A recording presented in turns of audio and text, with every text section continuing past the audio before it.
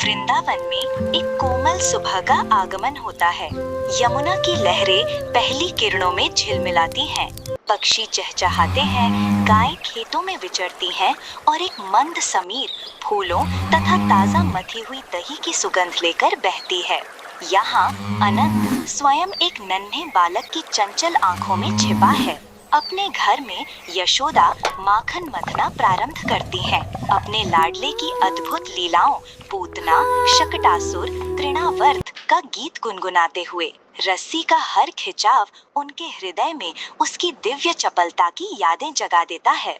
भूखा कृष्ण उनकी गोद में चढ़कर दूध पीने लगता है। तभी उबलता हुआ दूध चूल्हे से बाहर आने लगता है और यशोदा उसे संभालने दौड़ पड़ती हैं। तभी वो नन्हा चोर धीरे से रसोई में घुस जाता है, अपने माखन भरे पदचिन्ह छोड़ते हुए और बंदरों के साथ मिलकर माखन की दावत उड़ाता है। यशोदा उन मलाई भरे निशानों का पीछा करती हैं, हाथ में छड़ी लिए। सृष्टि के स्वामी भागते हैं, पर माँ का प्रेम योगियों की ध्यान शक्ति से भी महान है। वो दौड़ती हैं, उनके बाल खुल जाते हैं, फूल झड़ते हैं और अंततः वो अपने नटखट को पकड़ लेती हैं। परंतु हर रस्सी Oh, 2 अंगुल this कम पड़ जाती rope! है। It's कितनी भी too कोशिश करें, short. 2 अंगुल का अंतर बना रहता है। पसीना और हंसी एक हो जाते हैं जब ये रहस्य प्रकट होता है। जहाँ प्रयास समाप्त होता है, वहीं से कृपा आरंभ होती है। जो समय और माप से परे है, वो स्वयं को बंधने की अनुमति देता है, रस्सी से नहीं बल्कि भक्ति से।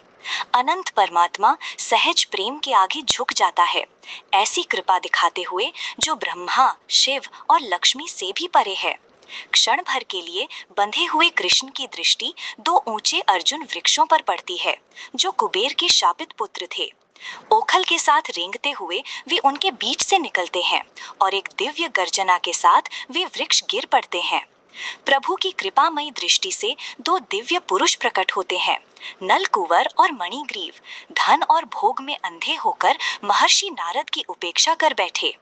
उनकी सुप्त भक्ति को जागृत करने के लिए नारद मुनि ने उन्हें श्राप दिया कि वे वृक्षों में परिवर्तित हो जाएं, मौन, स्थिर और प्रभु की कृपा की प्रतीक्षा में। मुक्त होकर वे प्रभु की स्तुति करते हैं, उस भगवान की जो कभी मछली, कछुआ, वराह और बालक रूप में अवतरित होते हैं।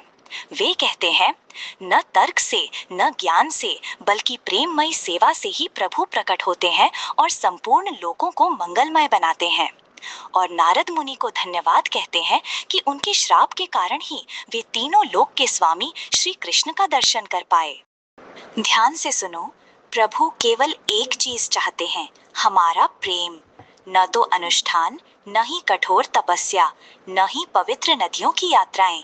केवल प्रेम ही उनकी उपस्थिति को प्रकट करता है। यहाँ तक कि नलकुंवर और मणिग्रीव मंदाकिनी नदी में स्नान कर रहे थे, फिर भी उन्होंने विनम्रता और सजगता नहीं दिखाई। उन्होंने संत का सम्मान नहीं किया। उनके पापों के कारण उन्हें शाप मिला। इससे हमें यह सीख मिलती है, स्थान की पवित्रता या अनुष्ठान शुद्ध नियत और धर्मात्मा कर्म का विकल्प नहीं बन सकते।